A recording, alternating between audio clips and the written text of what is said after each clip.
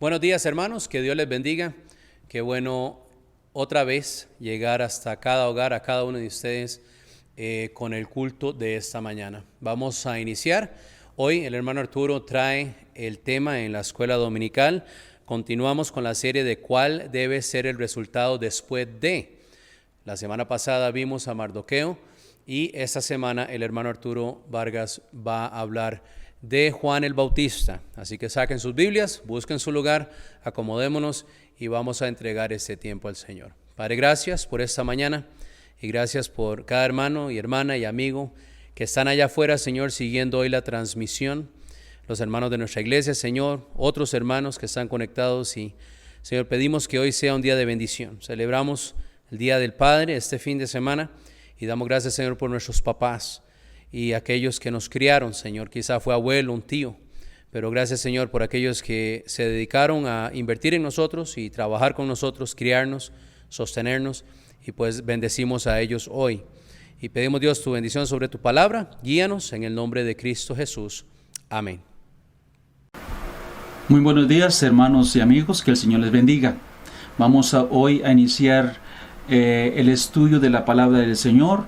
Recordemos que iniciamos un estudio especial acerca de personajes de la Biblia que han pasado por situaciones complicadas y difíciles y cómo ellos han tenido que enfrentarlas y salir victoriosos. El domingo pasado el pastor inició esta serie de estudios con la historia acerca de Mardoqueo y Esther. Y hoy me toca a mí el segundo estudio. Hoy vamos a tocar otro personaje de la Escritura que es muy conocido y que es fabuloso. Es Juan el Bautista. Vamos a estudiar Juan el Bautista, el mensajero de Jehová. Y vamos a ver cómo él tuvo que enfrentar, en el tiempo en que él tuvo que cumplir su ministerio, asuntos que tenían que ver con la frialdad del pueblo, una frialdad espiritual de la nación judía. También él tuvo que enfrentar la hipocresía de los falsos maestros de la palabra del Señor, de los falsos dirigentes religiosos del tiempo de Cristo, y él tuvo que enfrentarlos a ellos también, al igual que tuvo que enfrentar la maldad aún a esferas altas como algunos de los gobernantes a los cuales él pues también exhortó por los pecados que ellos estaban cometiendo. Este es Juan el Bautista y sobre él es el estudio de esta mañana. Como nota de inicio, solamente quisiera decir que Juan es llamado el Bautista o el Bautizador, y es llamado así sencillamente por el ministerio que él cumplió. Él vino predicando el arrepentimiento. Vamos a hablar un poquitico con más detalle acerca de esa doctrina que él enseñó, pero él predicaba el arrepentimiento y pues a todos los que se arrepentían les pedía o les demandaba que como señal debían bautizarse, una señal de arrepentimiento. Por eso se dice que Juan predicaba y bautizaba con un bautismo llamado bautismo de arrepentimiento, y era porque las personas tenían que arrepentirse y luego mostrar un segundo paso que era el bautismo, y luego del bautismo, por supuesto, mostrar el arrepentimiento a través de obras justas.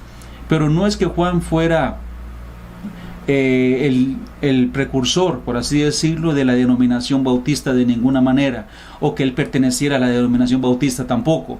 Sencillamente es llamado el Bautista por el ministerio que él cumplía en su momento. Para iniciar para hablar acerca ya de lleno en el tema acerca del siervo Juan el Bautista, que debo decir que su persona y su ministerio fueron profetizados en el Antiguo Testamento, algo muy interesante para él. Ahora, tan atrás fue profetizado su nacimiento y su ministerio, que inclusive se va hasta el tiempo de Isaías el profeta.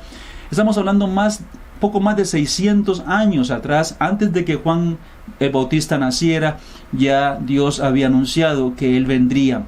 Ahora, es importante los versículos que vamos a ver acerca de la profecía de Juan. Así es que le voy a pedir que usted, por favor, ahí donde usted está con su Biblia, por favor, abra esos versículos, porque vamos a mantenerlos ahí, porque hay varias enseñanzas que son de suma importancia para nosotros hoy. Vaya conmigo al libro de Isaías, profeta Isaías, libro de Isaías, y ábralo en el capítulo 40. Isaías, capítulo 40, el versículo 3.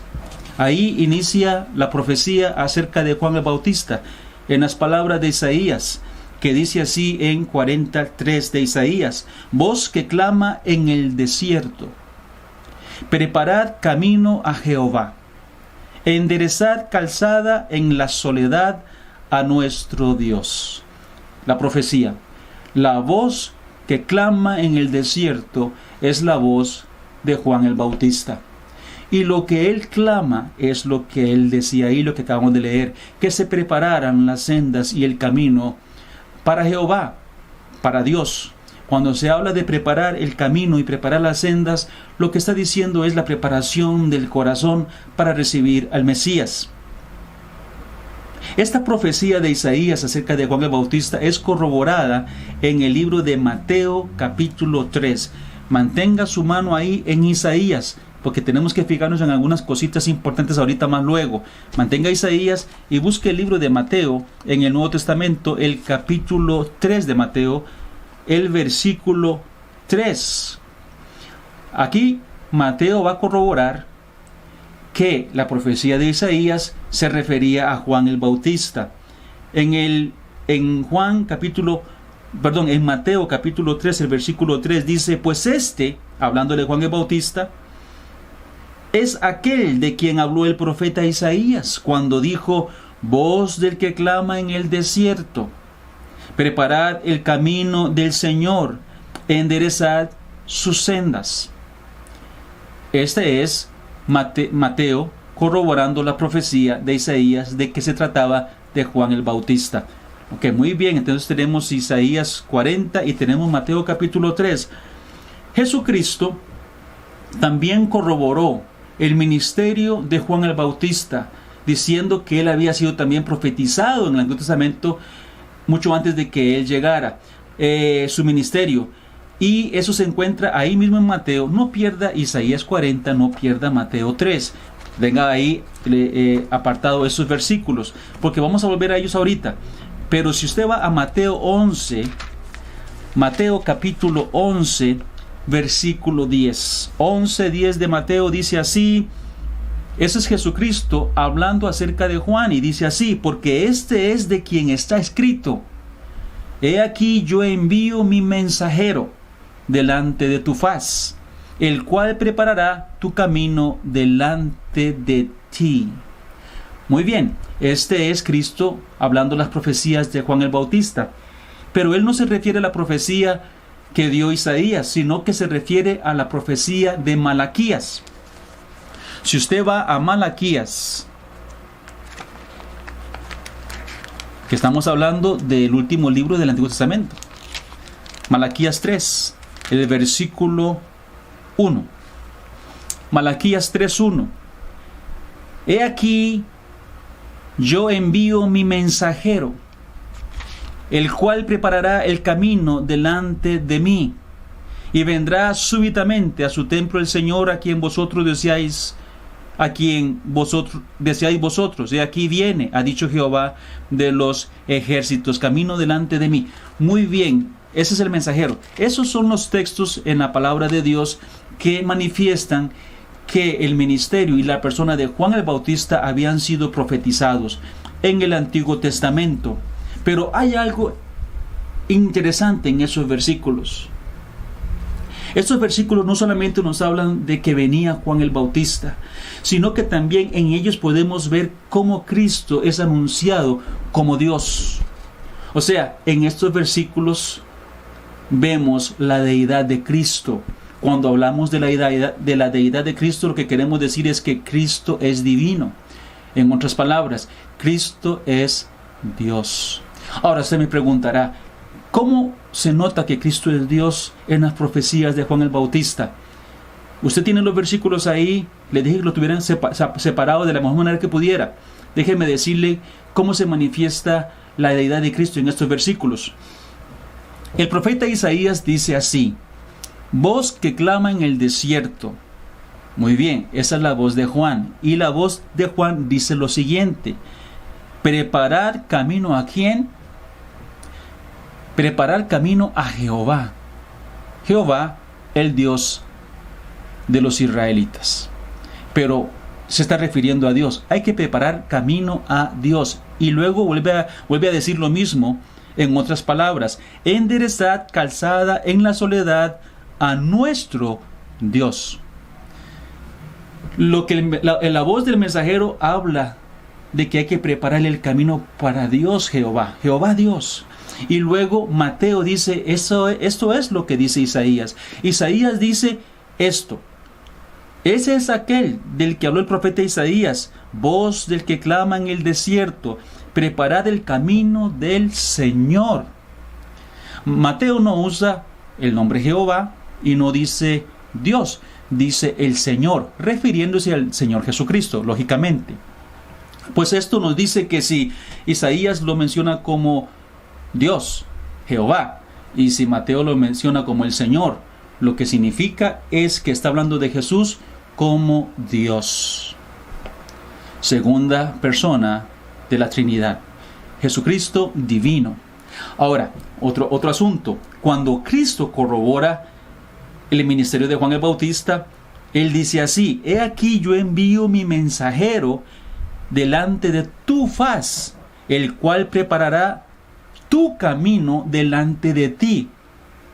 Lo menciona como que si Jehová está diciéndole a su Hijo, Dios Padre, a Dios Hijo: va a preparar mi mensajero el camino delante de ti, de usted.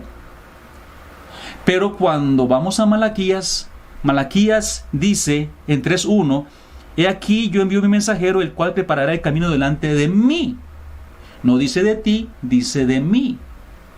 ¿Quién está hablando en Malaquías? Dos cosas: o es Jesucristo en el Antiguo Testamento, hablándole a Malaquías y anunciando que el mensajero Juan iba a preparar el camino delante de él, porque dice delante de mí. Es Jesucristo hablando en el Antiguo Testamento. Y si es Dios hablando, porque dice delante de mí, porque es delante de Cristo, como dijo Cristo, delante de ti. Lo que significa sencillamente es que la Biblia presenta a Cristo en las profecías como Dios eterno. Por eso Jesucristo dijo muchas veces: escudriñad las Escrituras, porque ellas dan testimonio de mí. Y eso es algo que yo espero que no se haya confundido con estos asuntos de estos versículos, y espero que tal vez usted pueda verlos después con más detenimiento. Pero es interesante el juego de palabras, un juego que al final no es ni siquiera tan juego, sencillamente nos dice y nos aclara y nos manifiesta y nos presenta: Jesucristo es Dios. Interesante. Ahora, hablemos del nacimiento de Juan el Bautista. Este nacimiento de Juan también fue extraordinario. Juan el Bautista no fue un hombre ordinario para nada. Usted se va a dar cuenta de esto. Él nació de forma milagrosa y también tuvo un ministerio muy importante sobre sus hombros, que vamos a ver conforme sigamos avanzando en el estudio. El nacimiento de Juan fue un nacimiento extraordinario. Su madre se llamaba Elizabeth y ella era estéril, dice la Biblia, y que también era anciana, o como se dice en la palabra, de edad avanzada. Si usted va conmigo al libro de Lucas, rápidamente al libro de Lucas. Estamos estudiando Juan el Bautista esta mañana, Lucas capítulo 1. En Lucas capítulo 1 se anuncia el nacimiento de Juan y también se anuncia el nacimiento de Cristo. En el versículo 36, Lucas 1:36, dice la palabra así: este es el ángel hablando con María, y el ángel le dice acerca de Elizabeth, la mamá de Juan el Bautista: he aquí tu parienta Elizabeth, ella también ha concebido hijo en su vejez.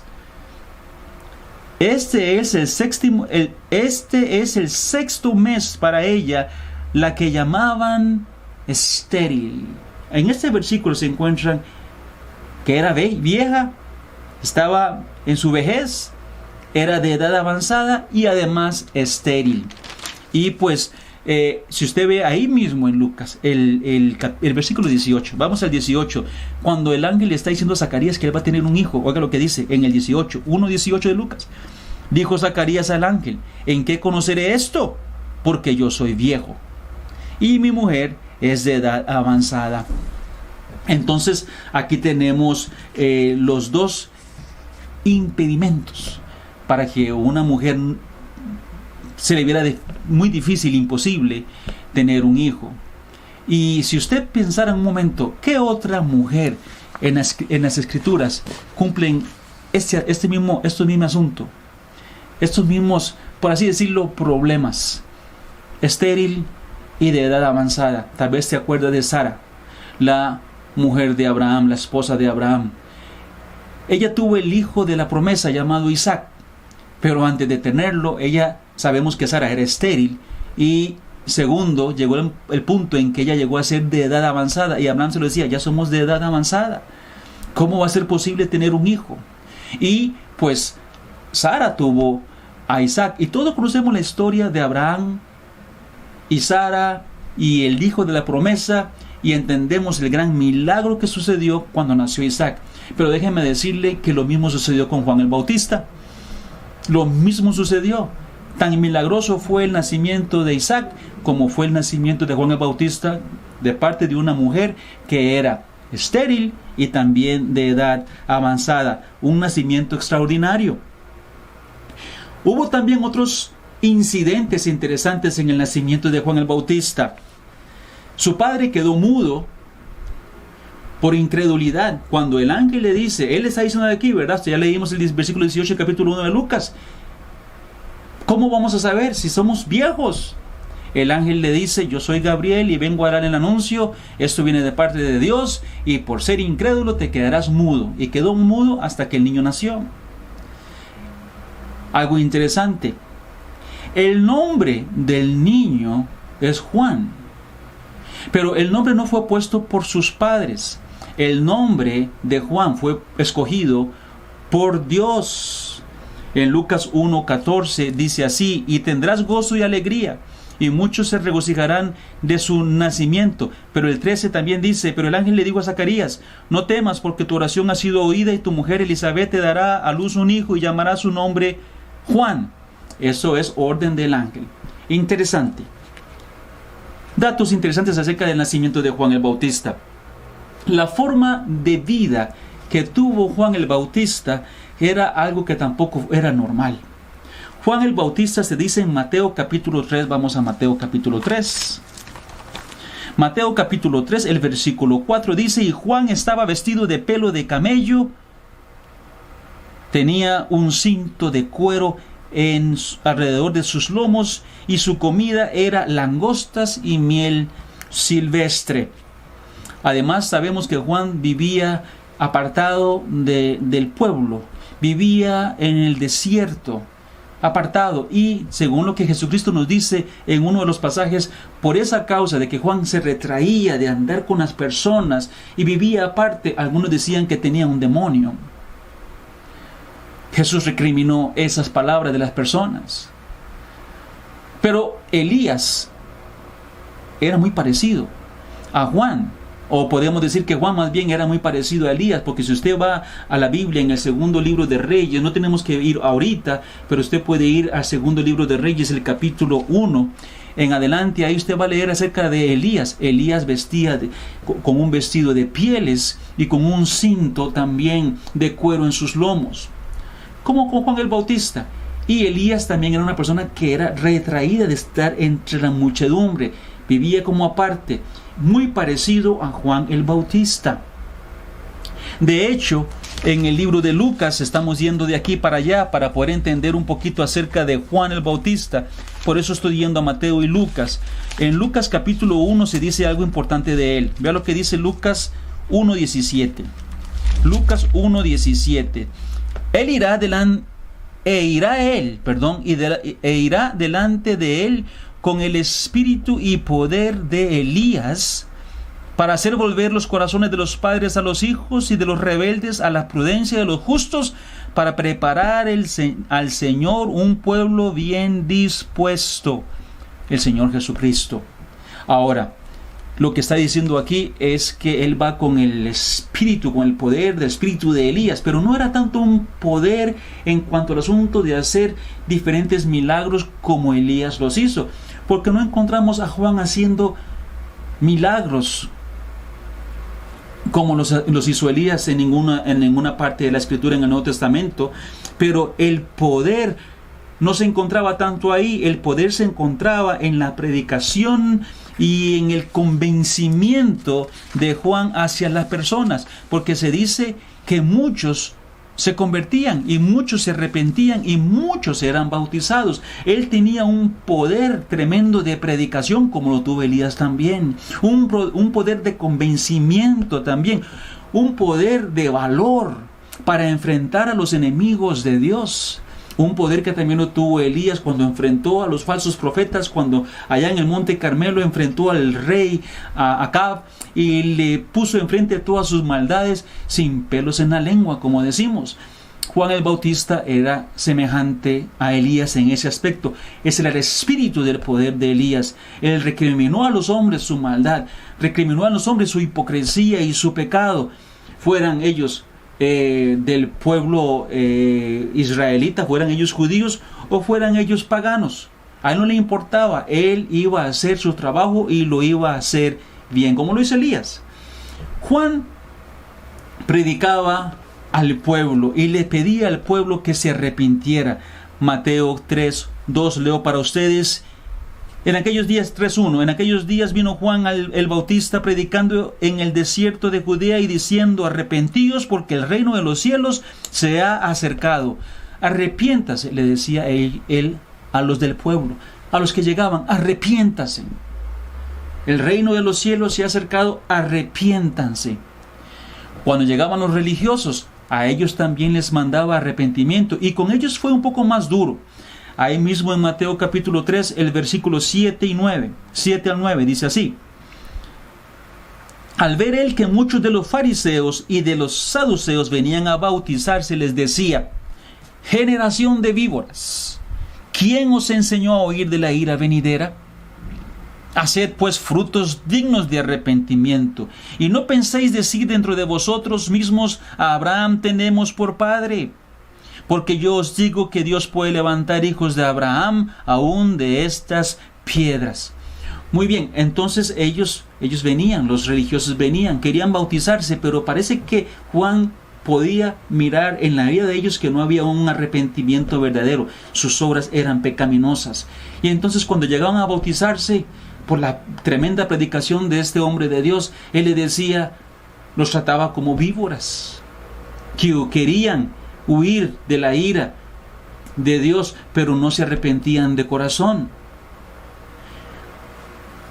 También predicó contra los paganos, especialmente contra Herodes, que era el gobernador de la nación judía de su momento. Y él le predicó a él y lo reprendió por el pecado en el que él vivía. Y esto tenemos que ir nuevamente al libro de Lucas. Leo para ustedes Lucas 3:19. Lucas 3:19. Dice así la palabra de Dios. Lucas 3:19. Entonces Herodes el tetrarca, siendo reprendido por Juan a causa de Herodías, mujer de Felipe su hermano, y de todas las maldades que Herodes había hecho, sobre todas ellas añadió además esta, ¿cuál? Encerró a Juan en la cárcel. Entonces tenemos aquí que Juan es encerrado. ¿Pero por qué? Porque él reprendió a Herodes. Porque Herodes tenía como mujer a la esposa de su propio hermano. Y entonces Juan le reprendió y fue entonces llevado a la cárcel. Pero vamos a hablar sobre esto un poquito después cuando hablemos acerca de los sufrimientos de Juan. El mensaje de Juan era el mensaje de arrepentimiento. Mensaje de arrepentimiento. Interesante. En Mateo capítulo 3, versículo 2 dice así: llegó Juan predicando del desierto de Judea diciendo: arrepentíos porque el reino de los cielos se ha acercado. El mensaje de Juan, arrepentimiento. En el versículo 8 decía: Haced pues frutos dignos de arrepentimiento, le decía él a los religiosos. Arrepentimiento era el tema principal de su predicación. En el versículo 11, estamos en Mateo 3:11. Yo a la verdad os bautizo en agua para arrepentimiento. Pero el que viene tras mí, ese es Cristo, cuyo calzado yo no soy digno de llevar, es más poderoso que yo. Él os bautizará en Espíritu Santo y fuego. Arrepentimiento, arrepentimiento, arrepentimiento. El mensaje de Juan el Bautista. Cuando hablamos del mensaje de arrepentimiento y cuando Jesucristo entra a su ministerio, Jesucristo mismo, ahí nomás, estamos en Mateo 3, muy cerca, Mateo 4, el capítulo que sigue, versículo 17, dice: desde entonces comenzó Jesús a predicar y a decir: arrepentíos porque el reino de los cielos se ha acercado. El mensaje de Cristo fue el mensaje de arrepentimiento también, al igual que el de Juan el Bautista.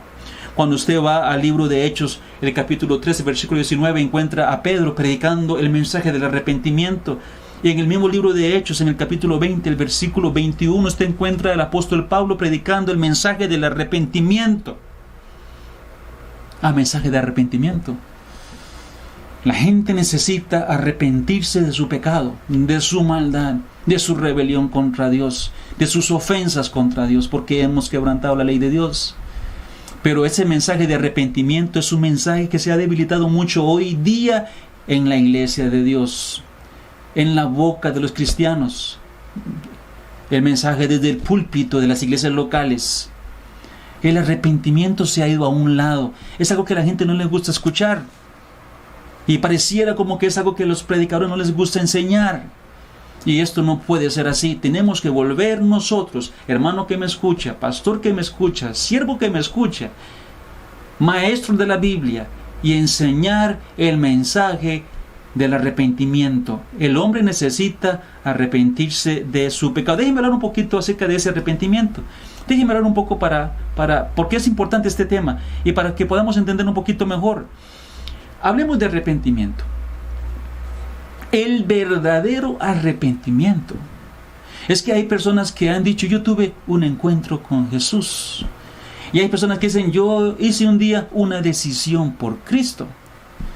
Bueno, el término no va tan mal, pero a veces esa decisión por Jesús, o hice una decisión por Cristo, por Jesús, un encuentro con Cristo, a veces son palabras que usan muchos que permanecen en la iglesia por poco, por semanas, por meses y quizá por años, pero luego se van. Es que lo que se requiere es verdadero arrepentimiento. Ahora, ¿qué es un verdadero arrepentimiento? La palabra usada en la Biblia para arrepentimiento es metanoia. Y metanoia tiene un gran y tremendo significado que le voy a explicar a usted en este momento. Si el arrepentimiento, metanoia, se realiza con el sentido exacto con que es presentado en el Nuevo Testamento, llevará a la persona a 4 cosas principales. Primero, lo llevará a una terrible y tremenda compunción de corazón y de espíritu. ¿Qué es compunción? Estamos hablando lo siguiente: compunción, un arrepentimiento por haber obrado en desacuerdo con la voluntad de Dios. Yo me siento mal porque obré contra mi Dios y contra su voluntad, y al mismo tiempo compunción tiene que ver con el propósito de no volver a actuar mal en adelante. Yo estoy tan arrepentido que de hoy en adelante yo no voy a hacer lo mismo. Créame que yo voy a cambiar mi actitud, mis formas, mis maneras o mis actos, porque hay una verdadera compunción ahí adentro. No he hecho caso a tu voluntad, oh Dios, pero te digo que de ahora en adelante voy a enmendar mis pasos, voy a enmendar mis acciones, voy a enmendar mis pensamientos delante de ti y voy a ir por otro rumbo. Esto es compunción.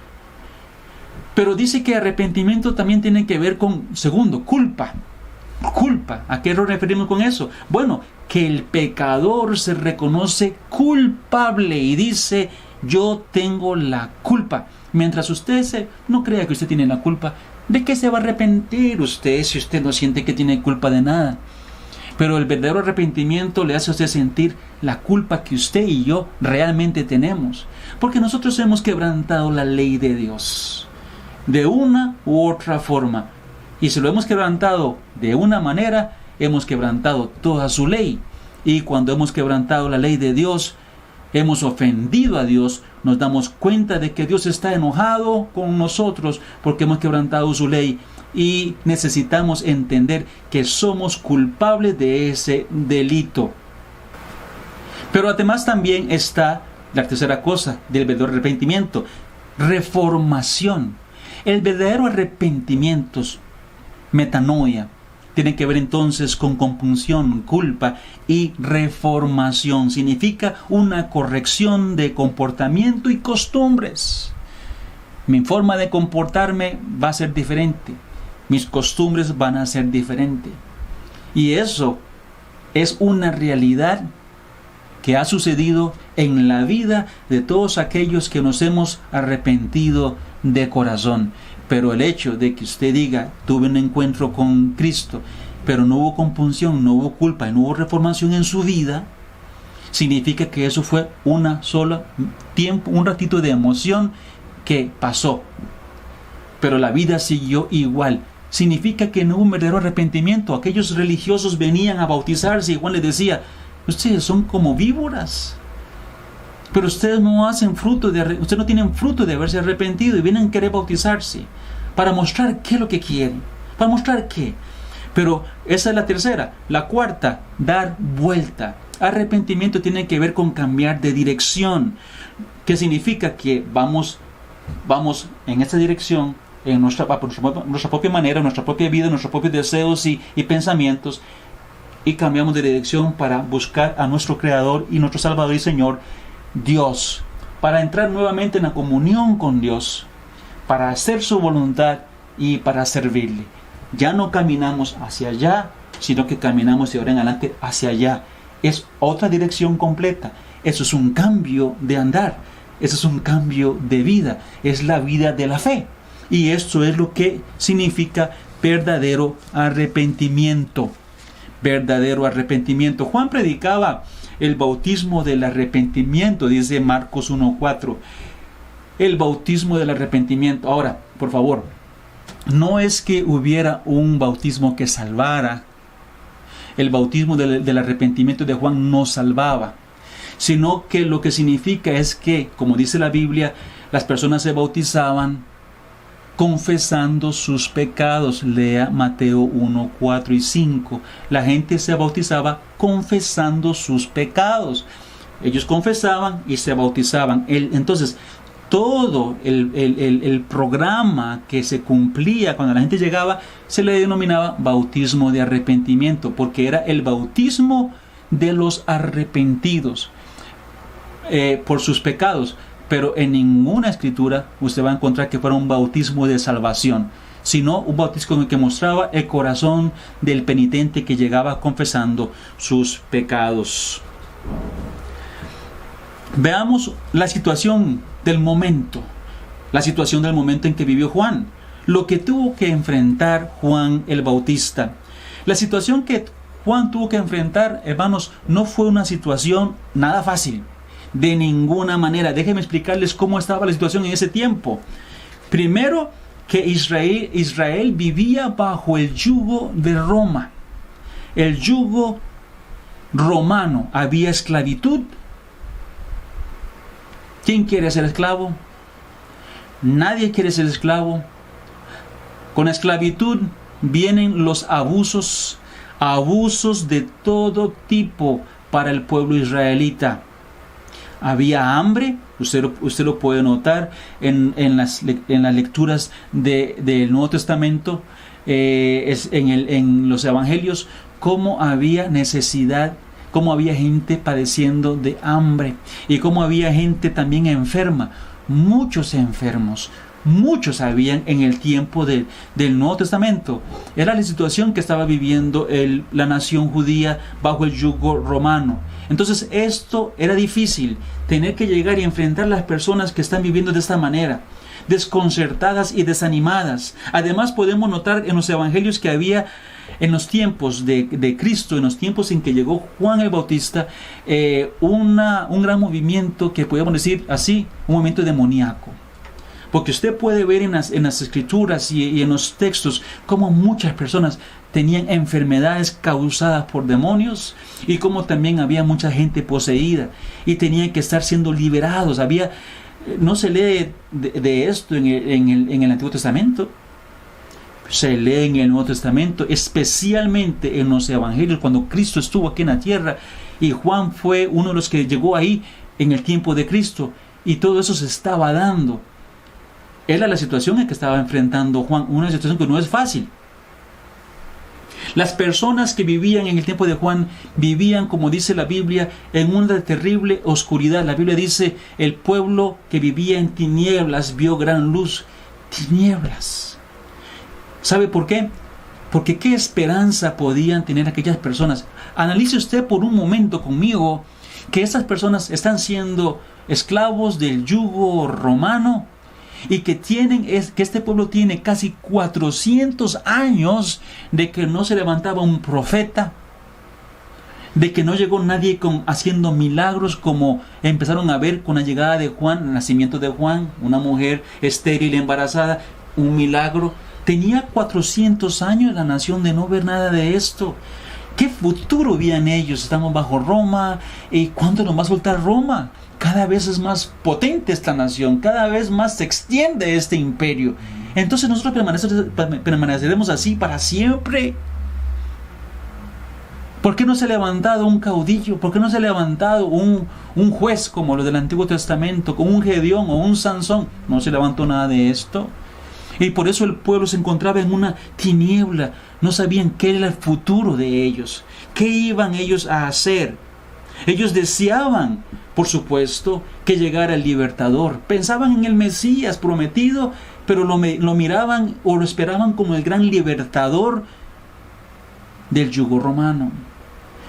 Que el Mesías traería los días gloriosos nuevamente a la nación, los días gloriosos como los del rey David, los días gloriosos como los del rey Salomón. Este deseo de este tipo de liberación iba a complicárseles, porque esto iba a hacer que ellos fueran ciegos al ministerio de Jesucristo, porque Jesucristo iba a venir, el Mesías iba a llegar, pero con un propósito diferente, para liberar al ser humano, no solamente a los judíos, pero al mundo entero, de la condenación del pecado. Iba a venir a morir para pagar la paga del pecado. Pero ellos querían a alguien que libertara, nadie que va a venir a morir. Entonces iba a haber un conflicto en los corazones de ellos. Sin embargo, entendemos que a pesar de esa situación, Juan el Bautista predicó y muchos escucharon su predicación. Pero me temo que de igual que en aquel tiempo, hoy día vivimos algo muy parecido, ¿no? Las personas buscan a Cristo para que les cure de sus problemas pasajeros, ¿no? Porque son los problemas de esta vida. Yo quiero buscar a Cristo, yo quiero encontrar a Cristo, y encontramos a muchos que van. Oh Cristo, yo vengo a ti, sálvame de mis problemas momentáneos, líbrame de mi enfermedad, sálvame de mis problemas financieros. Pero Cristo quiere salvar algo más en usted. Quiere salvar el alma, porque el alma es eterna. Los problemas financieros pasan, son de poco tiempo. Las enfermedades son de poco tiempo, porque usted y yo somos de poco tiempo en esta vida. Cristo quiere salvar el alma, porque el alma es eterna. Pero si vamos a Cristo con esta idea de que Él me va a dar comidita y me va a dar plata y me va a dar salud, entonces usted está mirando a Cristo desde la perspectiva incorrecta. Por eso hay tantas iglesias que hoy día crecen y tienen mucha gente, porque les ofrecen un Cristo que les va a liberar de algo momentáneo. Cristo no vino a hacer eso. Cristo vino a buscar y a ofrecer algo mucho más grande que esto. Claro, Él nos bendice según su voluntad y Él nos sana según su voluntad. En eso no tengo problema. Yo creo que Dios es bondadoso. Él nos cuida, nos guarda, nos suple y nos bendice. Pero vino a ofrecer algo mucho más grande que esto, mucho más fabuloso. Era la salvación, la redención de nuestro ser, de nuestra alma, a través de la fe en su obra redentora y terminada en la cruz del Calvario. Pues Juan tuvo que enfrentar esos asuntos. Había una falsa religión ahí, una máscara de religión que no satisfacía las necesidades de las personas, y Juan tuvo que enfrentar también ese asunto. Sí, muchos escucharon y pues aceptaron, recibieron las palabras de Juan y se arrepintieron y prepararon su corazón para la llegada del Mesías. Eso sí se dio, y nosotros, si predicamos el Evangelio como tiene que ser, vamos a poder ver también nosotros muchas almas volviendo a su Creador, personas mirando a Cristo como el Salvador de sus almas y de sus vidas y entregando sus corazones a Él, y esto es fabuloso. Vamos al punto culminante: la persecución contra Juan el Bautista. La persecución contra Juan, el problema se agravó cuando Juan el Bautista dirigió su mensaje a las autoridades del país. Herodes era el mandatario puesto por Roma para gobernar Palestina. El hombre aquí, Herodes, al que Juan va a tratar, ¿verdad? Al que Juan va a predicarle, al que él va a exhortar, es Herodes el tetrarca, como vimos en la lectura anterior. El tetrarca. ¿Por qué se le llama Herodes el tetrarca? Déjenme solamente dar esta información para entender. Se le dice tetrarca porque se llama tetrarca cuando hay 4 gobernantes reinando una sola región. Por supuesto, en condivisiones. Y en el tiempo de este Herodes no era el único gobernador, sino que habían otros Herodes que gobernaban otras áreas también en Palestina. Estaba Herodes el tetrarca, estaba Herodes Arquelao, estaba Herodes Filipo, y también tenemos a Herodes Agripa. Eran 4, por eso les llaman Herodes el tetrarca a ese tipo de gobierno por parte de Roma. Este Herodes es Herodes Antipas, que es, por supuesto, hijo de Herodes el Grande, que sería Herodes el Grande. Es el Herodes que mandó a matar los niños en Belén para el nacimiento de Jesucristo. Y este Herodes Antipas, este es Herodes que está aquí pecando con esta mujer de su hermano Felipe, y pues también es el Herodes al que fue Cristo en el juicio de la pasión. Usted se acuerda que Cristo fue llevado a Herodes y fue burlado delante de Herodes. Le habían golpeado, le pusieron una tónica y se burlaron de él en su cara. Este es el Herodes de que estamos hablando. Un Herodes que era dañino, que era malo, malas intenciones. Ese es el Herodes al que Juan dijo lo siguiente. Mateo capítulo 14. Tenemos que ir ahí para poder entender qué fue lo que le dijo Juan a ese Herodes. Vaya conmigo a Mateo 14:3.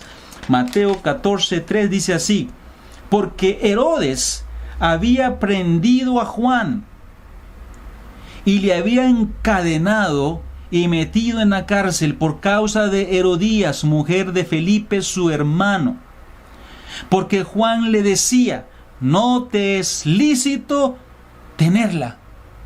Tenía toda la razón Juan.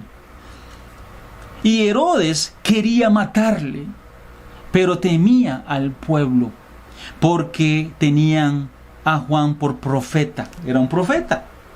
Entonces, si mato a Juan, se me va a venir el pueblo encima. Pero yo quisiera matarlo, porque él me pone en cara mi pecado. Déjeme decirle esto es importante. Los grandes siervos de Dios y la iglesia de Cristo, siempre, en la historia de la iglesia, siempre han enfrentado conflicto cuando apuntan a las cosas equivocadas que hacen las autoridades superiores. A la autoridad superior no le gusta cuando la iglesia se pone en contra de sus ideas y de sus planes y de sus formas que van contra Dios. Porque la iglesia no calla. La iglesia no puede callar. Se ponen molestas las autoridades superiores cuando la enseñanza que predicamos va en contra de los deseos de un gobierno o un mandatario. Es allí donde las cosas se ponen más difíciles para el siervo de Dios. Porque si los ofendidos son individuos particulares, esto lo que pueden hacer es molestarse y nada más. Si yo ofendo con mi predicación a un particular, él se puede levantar, si está en el templo, y salir, irse. Otro, si es en la calle, da media vuelta e irse. No hay más problemas. Pero cuando se ofende a los gobernantes, estos pueden manipular la ley a su favor para atacar, enjuiciar, encarcelar e inclusive, como pasa en otras naciones, matar a los que predican contra los intereses corruptos de dicho gobierno. Cuando los siervos de Dios señalan la corrupción y llaman a lo malo por el nombre que se merece, malo es malo, entonces nace el aborrecimiento. Como dijo Jesús en Juan capítulo 7, versículo 7, a mí me aborrecen, dijo Jesucristo, porque yo testifico que sus obras son malas. Por eso me aborrecen. Y cuando usted y yo testifiquemos de que las cosas son malas, van a ser aborrecimientos hacia la iglesia. Mientras el gobierno hace las cosas bien y la iglesia predica, todo sigue bien. Pero cuando el gobierno, los gobiernos y las instituciones comienzan a hacer lo que es mal, se enfrentan con que hay un mensaje de verdad, de santidad y justicia, y choca. Viene un choque, viene unas chispas y viene el aborrecimiento. Tarde o temprano, esa será la situación que va a vivir la iglesia en Costa Rica. Como van las cosas, yo estoy pensando y creo con mi corazón que las cosas se pueden llegar a complicar terriblemente para la iglesia, la situación de la iglesia, porque las cosas no van bien. Decisiones muy equivocadas se están tomando en áreas gubernamentales. Y esto es porque la iglesia está llamada a ser columna y baluarte de la verdad. 1 Timoteo 3:15. Somos columna y baluarte de la verdad. Cuando el mal reina, ya la verdad no es bienvenida. Debe ser eliminada la verdad cuando el mal reina. Porque como dice el dicho, y me disculpan el dicho, pero es muy cierto, la verdad no peca, pero pica. Y no es bienvenida nomás. Muchos siervos de Dios fueron torturados, fueron martirizados solo por decir la verdad. Piensa en Jeremías, piensa en Esteban, piensa en Pedro, piensa en Pablo, maltratados, encarcelados, asesinados, porque dijeron la verdad, nada más que la verdad. Mientras el mundo se vuelve más corrupto, más odio se levanta contra la verdad y los principios de Dios, los principios divinos. Los que prediquen los principios de Dios y la verdad y la santidad serán el blanco del odio y el desprecio y del ataque. La muerte de Juan el Bautista fue llevada a cabo y sin un sentido real. Vamos a hablar de su muerte. Él fue encarcelado, ahora hablamos de su muerte. La muerte de Juan el Bautista fue una muerte injusta, como la muerte del mismo Jesucristo, nuestro Señor, una muerte injusta. Juan fue muerto para satisfacer los deseos bajos de una bailarina corrupta. Salomé, el nombre de esta bailarina. Ella fue tan corrupta como su madre, Herodías, quien le aconsejó a pedir la cabeza del profeta. Eso se encuentra en Mateo 14:8. Leo para ustedes. Ella, instruida primero por su madre, dijo: dame aquí en un plato la cabeza de Juan el Bautista. Esta madre y esta hija eran corruptas, tan corruptas como el mismo rey Herodes, que por haber sido satisfecho su instinto sexual caído,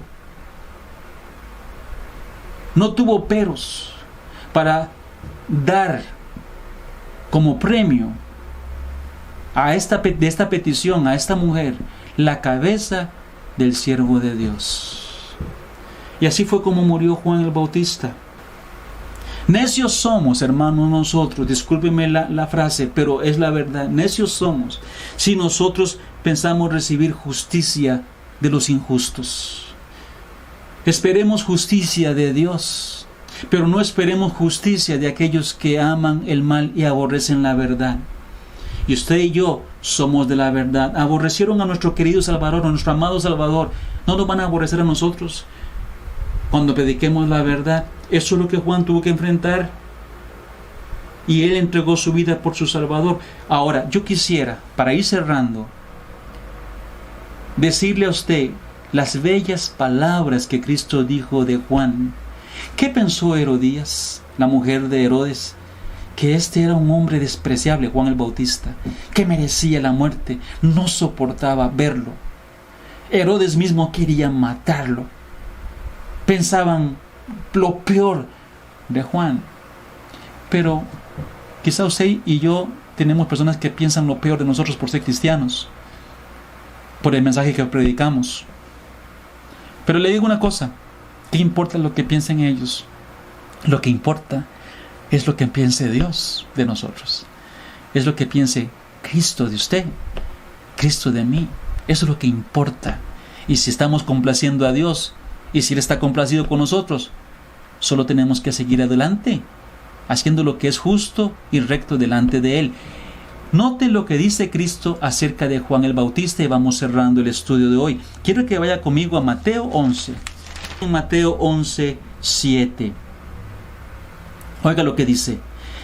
Mientras ellos se iban, comenzó Jesús a decir de Juan el Bautista, a la gente: ¿qué salisteis a ver al desierto? ¿Una caña sacudida por el viento? ¿O qué salisteis a ver? ¿A un hombre cubierto de vestiduras delicadas? He aquí, los que llevan vestiduras delicadas en las casas de los reyes están. Pero, ¿qué salisteis a ver? ¿A un profeta? Sí, os digo, y más que profeta. Porque este es de quien está escrito: he aquí yo envío mi mensajero delante de tu faz, el cual preparará tu camino delante de ti. De cierto os digo, entre los que nacen de mujer, no se ha levantado otro mayor que Juan el Bautista. Pero el más pequeño en el reino de los cielos, mayor es que él. Desde los días de Juan el Bautista hasta ahora, el reino de los cielos sufre violencia y los violentos lo arrebatan. Porque todos los profetas y la ley profetizaron hasta Juan. Y si queréis recibirlo, él es aquel Elías que había de venir. El que tiene oídos para oír, oiga. Él vendría con el poder de Elías, es lo que quiso decir el Señor aquí. Qué increíble y bellas palabras de Cristo hacia su siervo Juan, escogido desde el vientre de la madre para que preparara el camino del Salvador. Tremenda bendición. En Juan vemos entonces el siervo que cumple lo que se le ha encomendado de forma cabal, el siervo que marca una diferencia en su generación, el siervo que no teme decir la verdad, el siervo dispuesto a dar su vida por Dios. Que sirva su vida y ministerio de inspiración y ánimo a cada uno de nosotros en esta mañana. A la iglesia de Dios que tristemente hoy se muestra débil y complaciente ante el pecado tan abierto del mundo. Que sirva la vida de Juan el Bautista como un ánimo a nosotros.